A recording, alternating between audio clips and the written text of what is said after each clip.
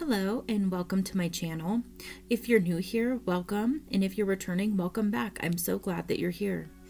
My messages are mainly for confirmation and clarity. If you're forcing the story to fit and really not resonating with it, then it might not be your message. So use your discernment and go ahead and leave it behind for those that it's meant for. And without further ado, let's get into it. So I pulled out the Halloween Oracle deck, and we're going to do the Jack-o'-lantern spread, which looks super fun. It's one of the recommended spreads for this deck. Here we go. So we're going to give it a try. Give it a go. Alright, so we pull 6 cards.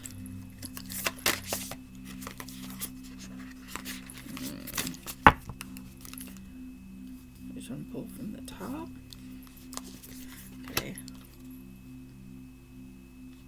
Pull all of them from the top.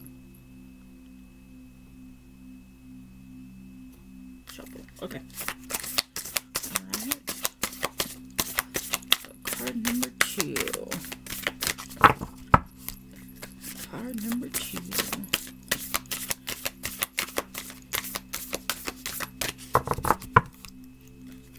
Actually, hold on. I'm getting told to shuffle again. Alright. We'll shuffle.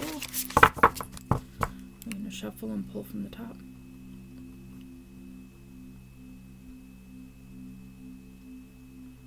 Shuffle and pull from the top, or see what jumps out. Okay, shuffle, pull from the top. Alright. Different decks like to be read in different ways, so still getting accustomed to this one. It is a newer one. Very excited for it. It's got some awesome imagery. Alright. Oh, cut it. Okay. Cut it. And cut it one more time. Okay. Okay. Now we'll pull from the top. Let's see. Alrighty.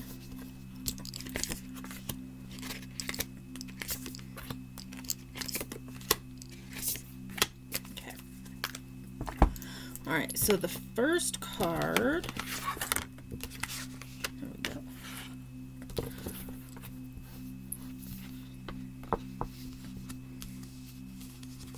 Okay.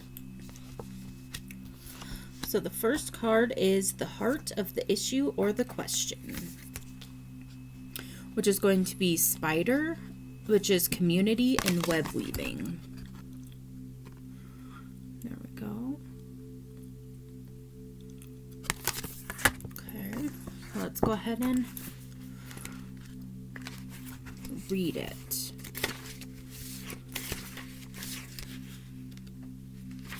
All right. She spins her silk alone in the dark with hope of collection, sticky with dreams, weaving the world's a wide web of connection.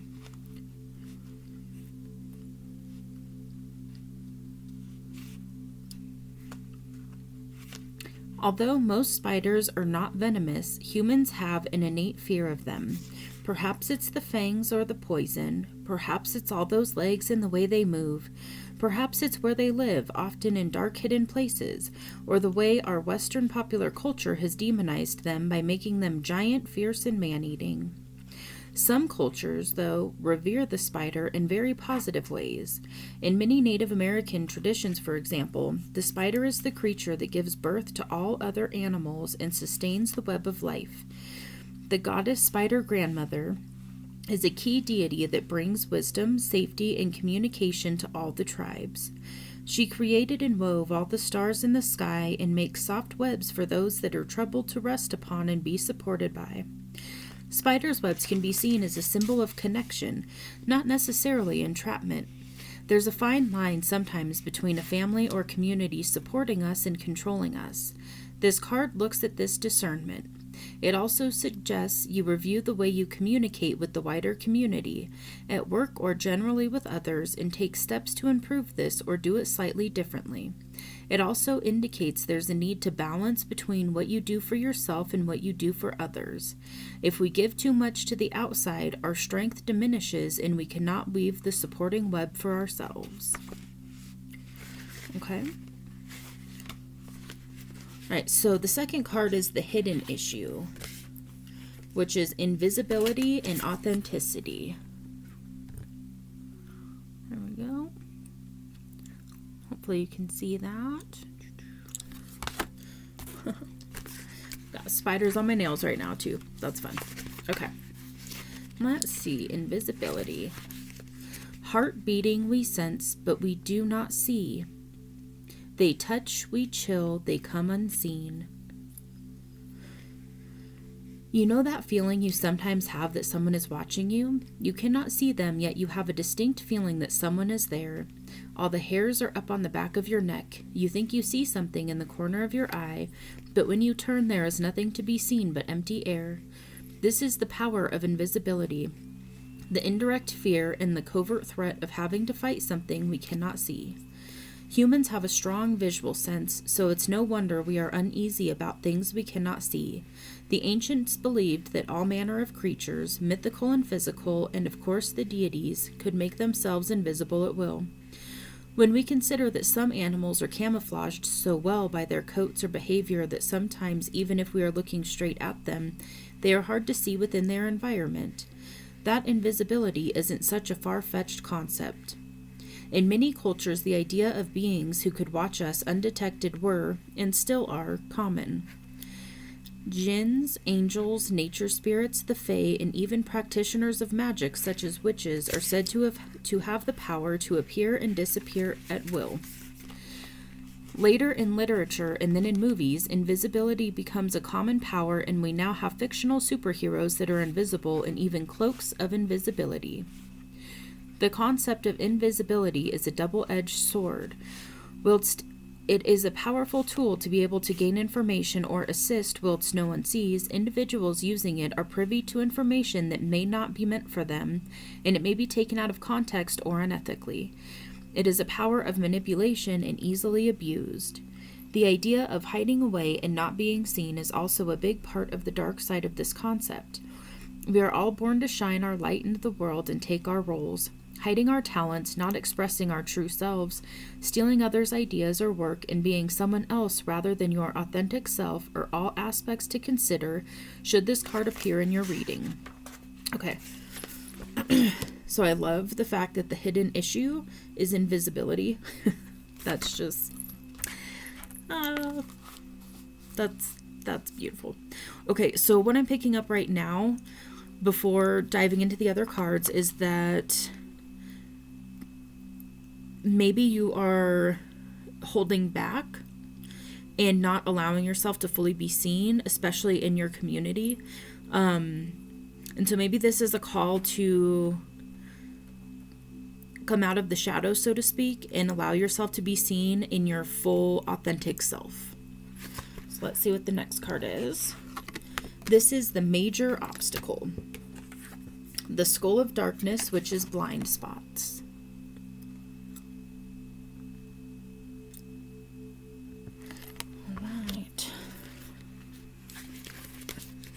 We may not wish to delve there, the shadows, the darkness, the unknown, yet when we search, we reveal, and our power it has grown.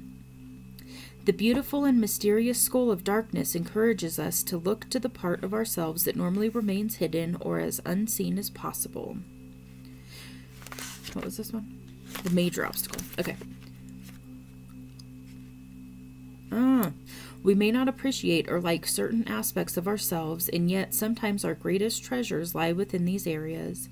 How many times have you heard of famous artists or people extremely successful in their fields being bullied for being so different?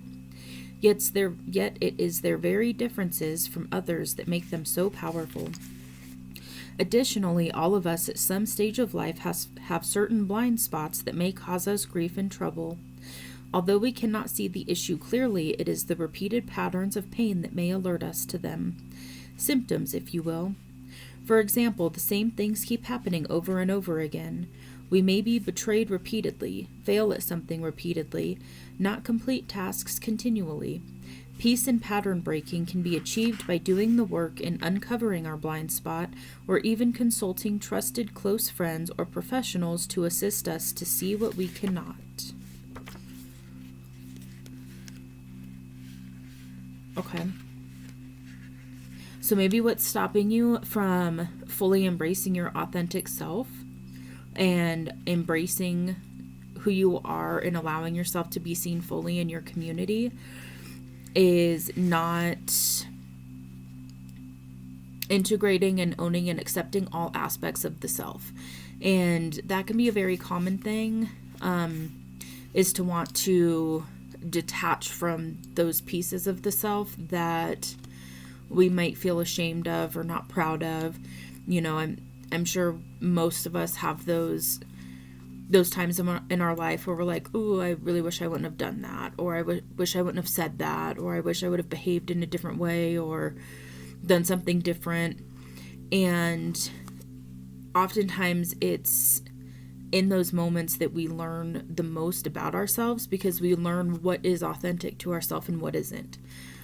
So maybe that's part of what the message is here, is to fully integrate and accept that part of ourself that, hey, I am human, and that's okay. And I haven't always been perfect, and I'm not going to be perfect. That's not the point. We're ever evolving and ever changing, and that is the point. And so by fully embracing and owning all parts of the self, then we can really step up and show up in the world in our authenticity. And then likewise, that also helps bring in a community that respects that and loves that about us. So that might be part of your message here, or part of the guidance rather. So the next card is the main fear. Winter, the sacredness of pausing.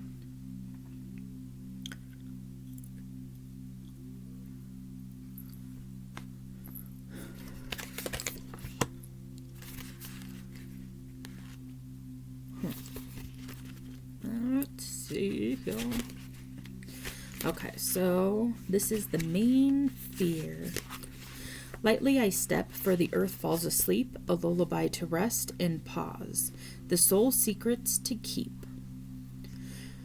Death is frightening, even though, or perhaps because, it is inescapable. However, as we move into winter, we know it signals a literal and metaphysical death. In some parts of the planet, the extreme weather means snow and ice buries all life, and the ground lies fallow and still. In winter, the earth slows down and there is less light and often more wet weather. Many plants die back, many animals are less active, and traditionally, it was a leaner, more difficult time for those who worked on the land for their living. Winter often brought with it the end of a life cycle, a figurative or literal death. Should the winter card appear to you, it's time to let what no longer serves you die away. Where it seems natural and right to let things that have been bothering you for some time die back, take real action to change those things. Anything that is superfluous, extra, and burdensome, release it. Okay, so that might be part of this too, where we tell ourselves a story, and it's easy to attach to those traumas and those hurtful things and those dark experiences that we want to disassociate from. When we hold on to that, it keeps fulfilling this self-told story that we've been in.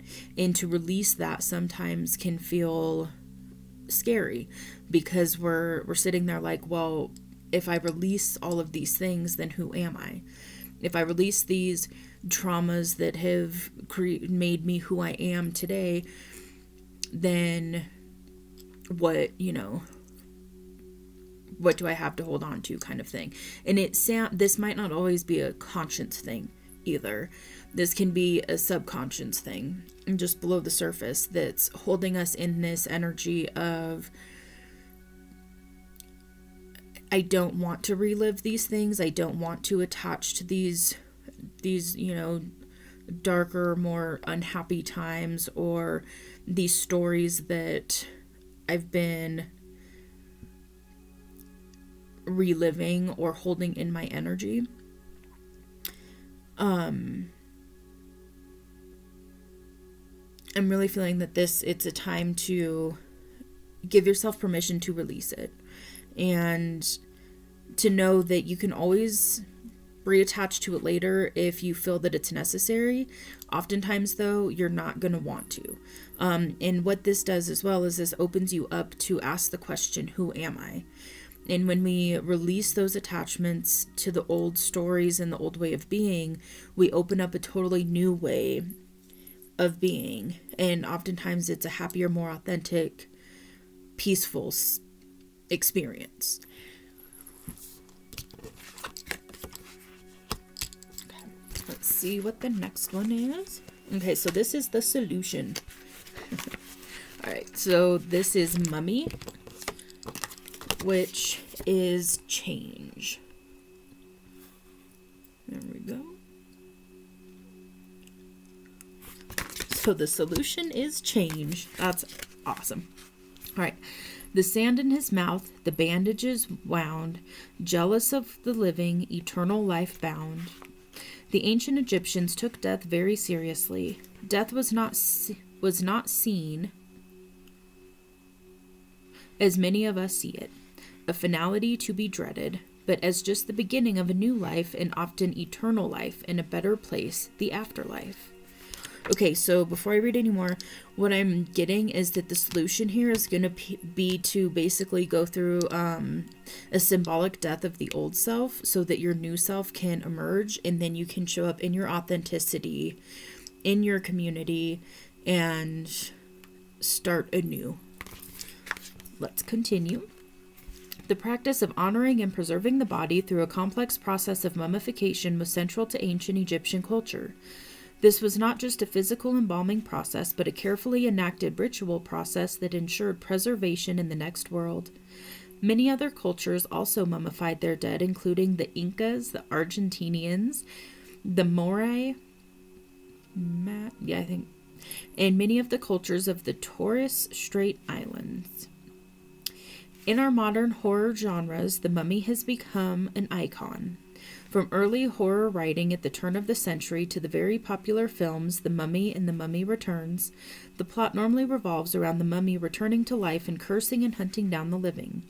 The discovery of King Tut's tombs and other long-hidden Egyptian treasures in the 1920s in particular sparked an explosion in mummy-related films and literature.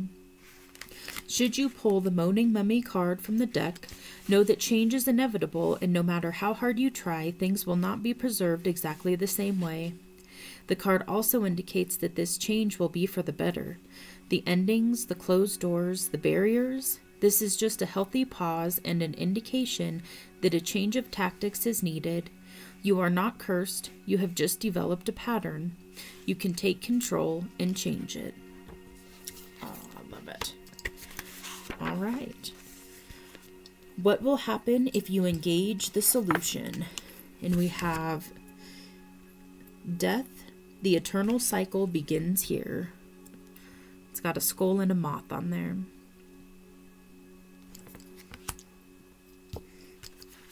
All right. So yeah, I'm picking up this will be a death of the old you, which will give birth to the new you, and I really feel that you're going to be very thankful that you chose to do this, if you so choose to.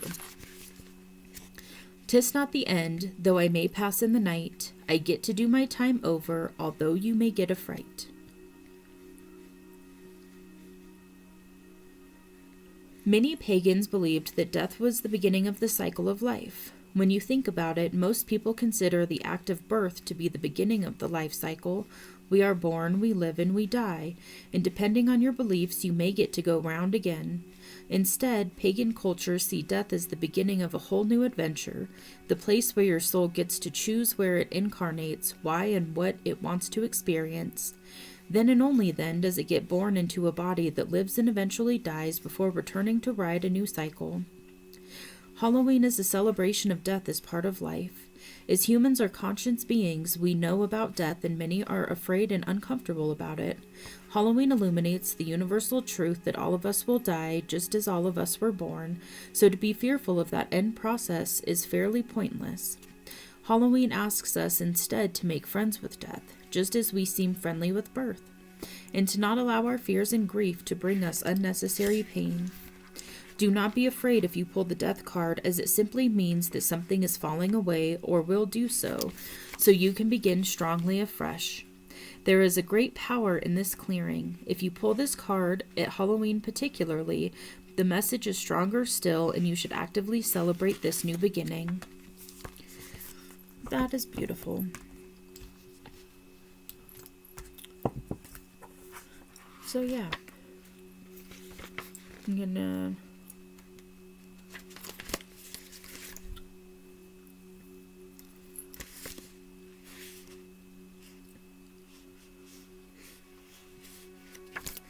okay, so I'm just really confirming the message that came out here, which is really to go through this symbolic death and allow yourself to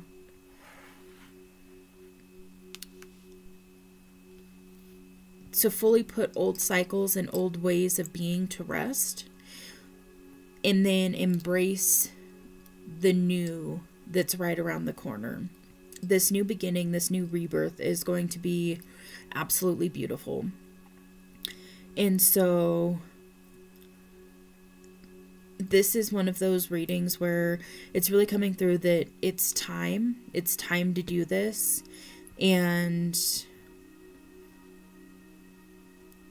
you've got all the help you need to get through this. Definitely seek out help if you need some help in the physical, and also remember to call on your spirit team, and they'll definitely help you to help guide you through this process.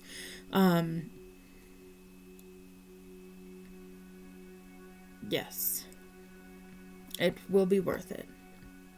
It will absolutely be worth it. Okay. Well, with that, that's going to come to the end of this reading. That was a fun one. I really like that one. Okay, so if you enjoyed this reading, definitely let me know. If this resonates with you, please let me know in the comments below. I love hearing about all of your stories and where you're at on this journey. And if you liked this, go ahead and hit the like button. And if you like the way that I read and you have not yet, go ahead and hit the subscribe button. And thank you so much for being here and for giving me your time. I greatly appreciate every single one of you that have watched this message. So thank you. And I will see you on the next one. Bye.